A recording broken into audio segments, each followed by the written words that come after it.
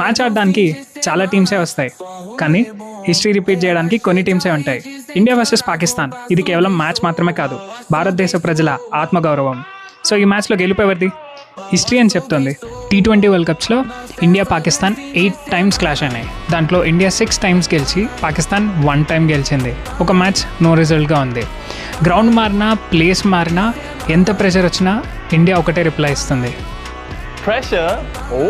ఫిబ్రవరి 15న జరగబోయే మన మ్యాచ్ కొలంబో వేదికగా ఆర్ ప్రేమదాస స్టేడియంలో జరుగుతుంది. ఈ గ్రౌండ్ ఎలా ఉండబోతుంది? అనాలిసిస్ ఏంటి?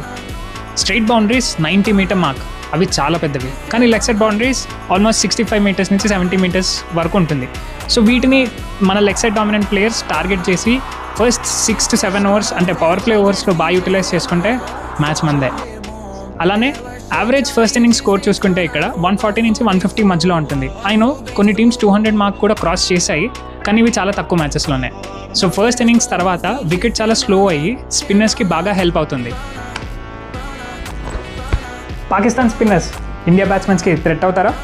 మన బ్యాట్స్మెన్స్ వీళ్ళని ఎలా డీల్ చేస్తారు? అగ్రెషన్తో ఫేస్ చేస్తారా, లేదా చాలా తెలివిగా డీల్ చేస్తారా? ఈ మ్యాచ్లో హిస్టరీ రిపీట్ అవుతుందా? మీరేమంటారు? నాకు కింద కామెంట్స్లో చెప్పండి. ఇలాంటి స్పోర్ట్స్ రిలేటెడ్ కంటెంట్ మీకు 365 డేస్ కావాలి అంటే ఈ ఛానల్ని సబ్స్క్రైబ్ చేసుకోండి. అలానే కింద ఉన్న బెల్ ఐకాన్ని ఆన్ చేసుకోండి, సో దట్ నేను పెట్టే ప్రతి వీడియో మీకు నోటిఫై అవుతుంది.